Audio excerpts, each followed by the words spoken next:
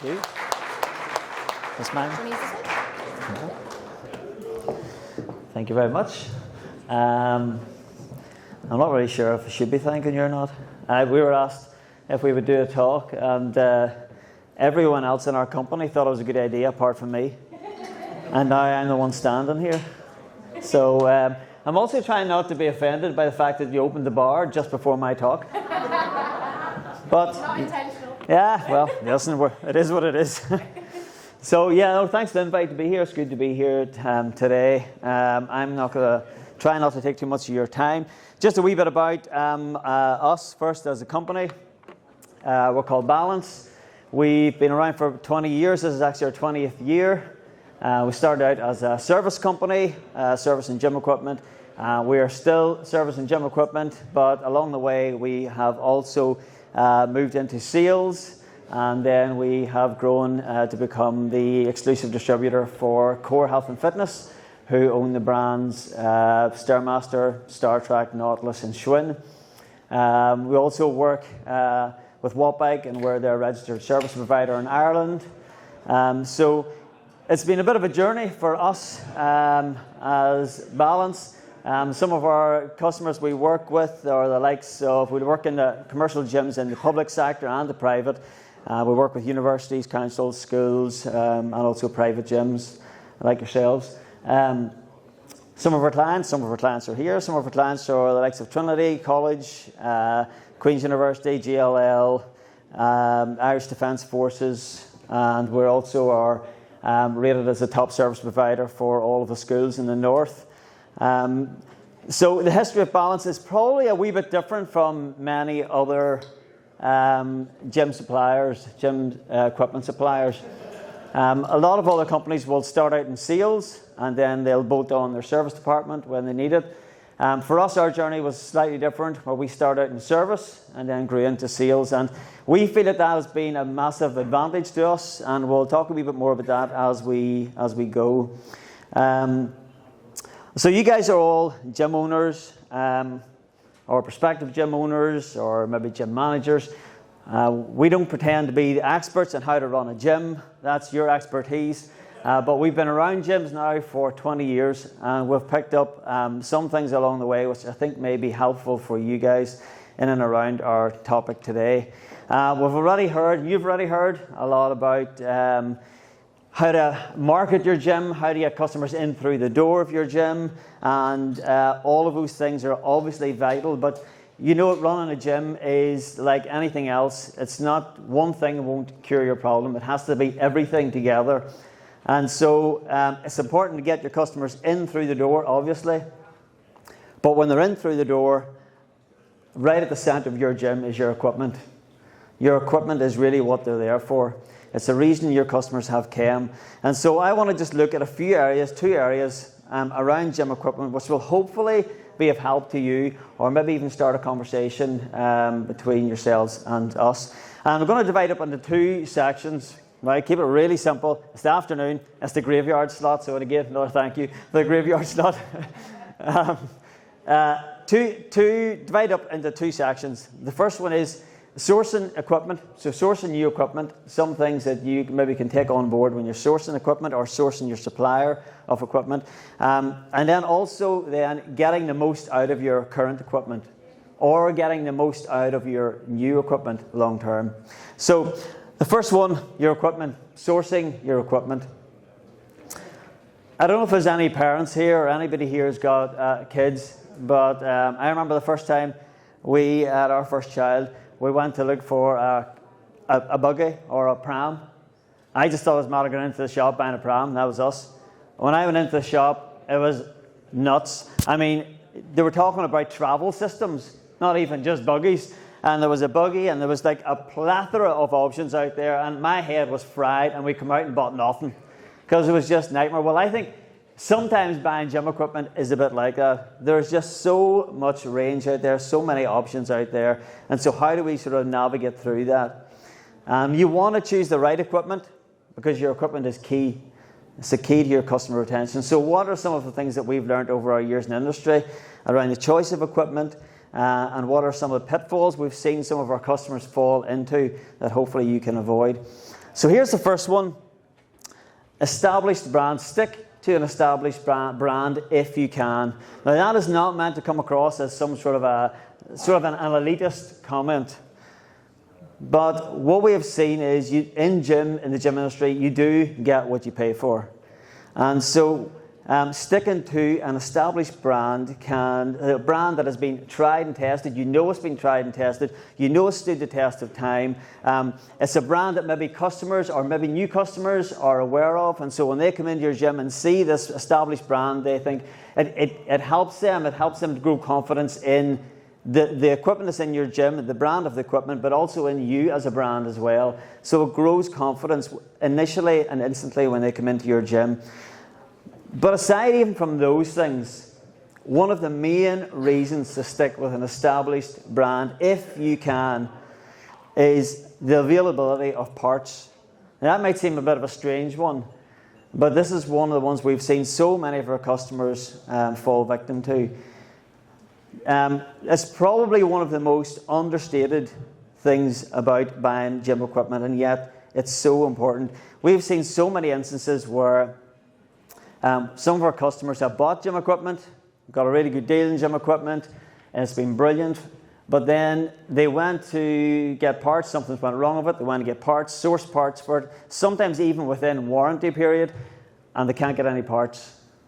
And they're left then with a piece of kit that is an out of order sign on it, or sitting in the corner, or sitting out the back of their gym, and it's just useless. They can't do anything with it. And so this is one of the areas that we as a company would encourage you as potentially as gym owners, somebody, if you're looking for new kit and new equipment, ask these questions of your supplier, right? What is the parts availability? I spoke to one of our key customers 2 weeks ago, and they had a piece of kit that was still in warranty, and the supplier told them, sorry, they've actually stopped making parts for that now. And so they're now in discussions with the supplier. Well, what are we going to do? It's in warranty, and yet you can't fix it. So it's sitting in my gym, taking up space, and is useless to me. And this is, we find so many times, once a piece of kit goes out of warranty, if it's a cheaper brand, a lot of the time, they won't continue making parts after the warranty period has expired. So think about that. Ask those questions. This is one of the first questions that we ask for potential suppliers who we work with. If they want us to stock their goods, we'll ask them, well, what about parts availability? At the core of our business is service, and so we want to provide a good service to our customers, but a lot of it hinges on if there's parts available. We get so many frustrated customers coming to us, and we go out, look at their piece of kit, and we come back, we try to source parts, we can't get them, and then they get frustrated with us, and we're like, there's nothing we can do with that piece of kit. There's nothing we can do. So be careful. Be careful when you're choosing your brand. Ask these questions of your supplier. Here's the next one. Choose equipment that meets the needs of your target audience. Now, I'm not trying to teach my granny how to suck eggs. This will probably be like that here, but there's some piece of kit in your gym which you'll just know they just need swapped out like for like. It's just done. It's had its day. It just needs swapped out like for like. But are there pieces of kit that you could bring in to help target a particular target audience? So maybe, for example, you could pull in a few rigs and racks and lifting platforms to attract some powerlifters. Maybe you could bring in some spin bikes or air bikes or watt bikes to try and attract cyclists. Think about your target audience. Think about your current customer base. Is that who you want in your gym? Or would you like a different customer base or an additional customer base? And then think through what would they need if they came to your gym. Think about current trends. You'll know better than I do how the trends in the fitness industry has changed over the past 10 years. If you'd have walked into a gym 10 or 15 years ago, you probably could have seen sort of 70% cardio and 30% everything else. And we know that has completely flipped on its head now. And so there's maybe 30% cardio and everything else. People are moving towards more strength, more functional areas. We did a project for one of the larger leisure centres in the north, council leisure centres, Greenville Leisure Centre, and they had their main demographic at the time was sort of an older age bracket, and they wanted to change that. They wanted to try and, yes, keep that customer base, but also bring in more sort of a younger demographic. And so they asked us when we were doing the refit, can you try and help us redesign our gym? And so we did that, and so we introduced Hit Zone, we introduced more wall-mounted racks and integrated platforms. We introduced sort of a soft, less intimidating lifting area. You know, you don't want, sometimes you walk into a gym and it's really intimidating, especially to first-time gym goers. So they'll walk in and they'll just be like, oh, look at these powerlifters at the door, and they can't get past that. And so they wanted to create a sort of a softer lifting area that was more accessible for first-time gym goers, while still maintaining their current membership. And so we worked with them and we designed this and fitted it out, and the results for them have been really, really good. So they've seen like a 30% increase in their membership since this. And so it's just, I suppose it's just in trying to encourage you guys as gym owners to maybe not just think about your current demographic or who's currently at your gym, but who do you want in your gym? And then that'll drive your equipment choice as well. So think about your target audience, and then be space clever.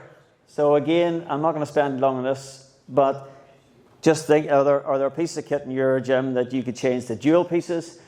Maybe you would prefer not to have plate loaded because you don't want the plates lying about the gym. You know how good gym goers are. They're really good at putting plates back in racks, aren't they? They're really good at that. And they're really good at taking them off the kit and putting it onto the rack and not leaving it on it. So maybe that's an issue for you. Or maybe you want to simplify the process for your users and you want to choose selectorized kit just to make it easier for them, or dual pieces. And so just think through that, because that will then dictate your supplier as well. Can they supply the type of kit that you need in your gym?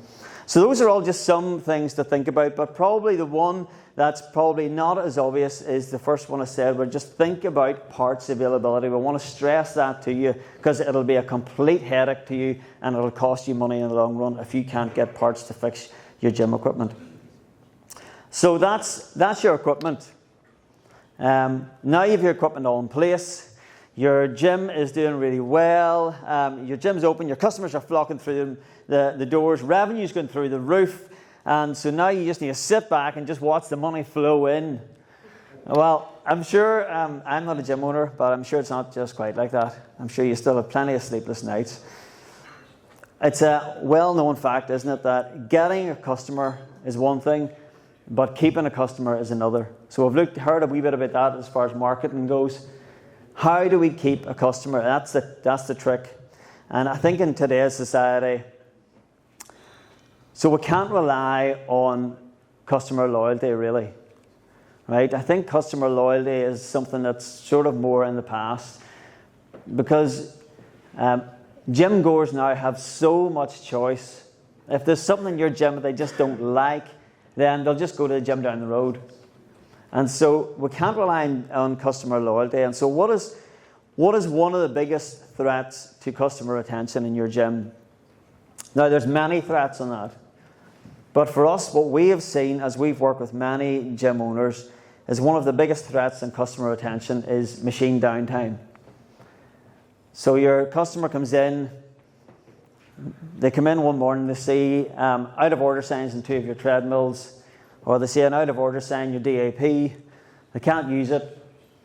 Then they come back a week later and it's still there, and they're starting to queue now to use those 2 remaining treadmills, and you've got, Annie over here, and she wants to do like a sort of 1 hour walk on the treadmill, and they're like getting frustrated because they want on it and they want out, they have to get home.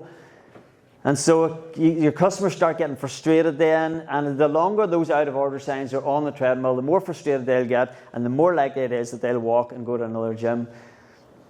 And so how can we do it? How can we get the most out of your kit? How can we get the most out of your kit to increase longevity and decrease the downtime, reduce machine downtime?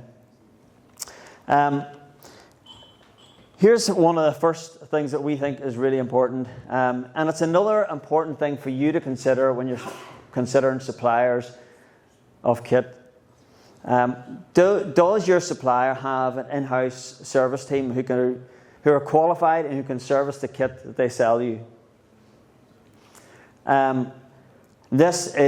Believe me, this is another frustration that we have constantly come up against. especially over the past year, year and a half. There were so many gyms coming to us and saying, can you come out and look at this piece of kit? I was sold it a year ago, or I was sold it a year and a half ago, or I was sold it 6 months ago. Something's been wrong with it, but I just cannot get anybody out to fix it. It's still within warranty, but I need it fixed now. And so they end up having to pay us then to come out and fix a machine that's still in warranty, because they just can't get anybody to come out. And so this is a really important question to ask when you're thinking about what gym equipment to put in your gym. Do they have a service team who can service the kit? Do they have an in-house service team? I said at the start that we, as Balance, began out in our journey as a service provider. And then we sort of grew into sales. But we seen this as one of our real strengths, because what we had then was we had all our service systems in place. So we had a fully trained service department, fully trained engineers in place. We had our paperless workflow system in place for logging faults, for creating job sheets, for getting quotes out to customers and all those things, for sourcing parts. We had our supply chain for parts already in place. And so we had all of this in place before we started into sales. So then whenever we started selling kit, then it was really easy for us then to service that kit, because we could source the parts, we had engineers to fix it, and they had the experience to go and fix the kit. And so that meant that we could provide a better after-sales support to our customers. And so what I would encourage you to do is, again, this isn't supposed to be patronising, obviously, but just think long-term with your kit. Think long-term. Don't just obviously go for what looks like the best value in your kit. Think about service, because inevitably, if your gym takes off the way you want it to take off, if you have a high footfall in your gym, which you want there to be, then inevitably your machines are going to need attention. They're going to need service. They're going to need cared for and looked after, and you're not going to have time to do that, and your staff won't be trained to do that. And so think through these things. Ask your supplier, do they have these in place? It's worth doing some really due diligence around this. You know, we've in Ireland, it's a unique wee place, and I love it, because you want to know about something, you just go and ask somebody, or you go and ask this guy down the road, or he'll know somebody who knows somebody who knows somebody who bought from them before. And that's a good thing. Ask around. Ask other gym owners what their experience has been. The second one, so prevention is always better than cure. Right? Prevention is better than cure. If you can preempt faults that are going to happen in your gym, then that can go a long way in preventing that machine from having downtime. So preempting, and this is why we would try to encourage our customers to think about a planned preventative maintenance plan, to put something in place. And so what we will do with customers, we will meet them, go and meet up with them, discuss their gym, discuss their needs, look at their kit, and then we will help them to put a plan in place, a planned preventative maintenance plan in place. The engineer would then go out on site. On the first visit, they'll go and asset all the kit, so that it leaves it easier for the customer then to log any faults with the kit. They just have to quote the asset number, rather than trying to look down the back of a dusty machine to try and find a serial number. We'll do that for you. Right, and so they'll do this, and our engineer will go on site, and they'll asset the kit, they'll service the kit, and they'll look to see if they see any signs of where something will fail before the next service. So they might go out and they might look at your DAP, and they might see the cable's still intact, but they can see signs of wear in the cable, and they think, well, that cable, there's potential that cable will snap within the next week or the next month. So I'd advise you replacing that cable now. Or maybe it's a treadmill, they'll look at the deck and belt and think, well, that deck and belt maybe looks okay, but whenever they actually look at it and examine it properly, they'll discover, well, it might be fine, but I would imagine in 2 months' time that belt will fail, and so we'd advise changing it. And so what that means is then they can change out the DAP. That DAP doesn't have any downtime. That treadmill doesn't have any downtime, apart from maybe the hours spent to actually put the parts on it. And then that means that it helps you in your customer retention. And so don't just wait till a fault happens, because if you wait till a fault happens, you will have downtime in that machine. But this is a way to try and help prevent that. And so we would tailor it, tailor these to suit various levels. So we have various levels of service contracts that we would put in place. Anything from maybe a customer might want just one service per year, and that's fine, right up to maybe an all level 4 all-inclusive contract, where the customer will get maybe 2 services per year. They'll get all their call-outs covered, all their parts covered, so everything is covered. Now, some people will not want that, but then other customers will like that, because then it means that they've got a set budget that they can assign to that. So they know all of the maintenance on their gym, they know how much that's going to cost them this year, and they can budget that in, and it's a fixed cost for them. But again, those are conversations we would have, and we would just very much tailor that to meet the needs of the gym itself. But think about putting a PPM in place. We obviously do loads of reactive work as well, but PPM is better for your business. Another advantage of it is it frees you up to run your gym. I imagine none of you want to be caught up in the minutiae of thinking, has that deck and belt been changed, or has that cable been changed in that machine, or is that bike, the new pedal set been put on that bike, or what are them pedal sets like on that bike? Are they even okay or not? I'd imagine you have plenty of other things to be caught up on. And so I suppose this is a way for you to try and get your head out of that, out of the minutiae of stuff that maybe you don't need to be in. And so our goal in our planned preventative maintenance is to try and sort of take that weight off you. So we're not experts in running a gym. We're not experts in marketing your gym, but we are experts in servicing your equipment. And so we try to use your expertise so that you don't have to get bogged down in doing that. And so this is again, these are questions for you as you're thinking about embarking on new equipment. Whether it's one piece of kit, whether it's a full gym fit out, ask these questions before you jump to a supplier. And believe me, this is not just me up here trying to sell balance. This is for you to try and help you not be caught in it where you've spent loads of revenue, you've invested loads in this gym, and then you get caught then with loads of out of order signs, and your customer base just drops off and drops off and drops off and drops off. And so we want to try and help your gym become successful. And so considering 2 things we'll leave you with when considering suppliers. Do your research. Do your research. I'm not saying that going for cheaper kit is a bad thing, but I'm saying if you do whatever kit you go for, do some research into it. What's the availability of parts like?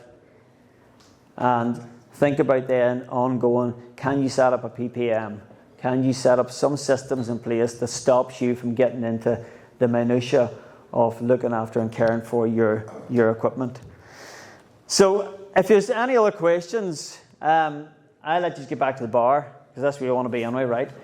But if you have any other questions, please come over and see us over here. We're fairly approachable most of the time. So come over and have a chat with us. We'll be more than happy to have a conversation with you and talk a bit more about it. So I will leave it at that and hand back to nobody, by the looks of it. Nope.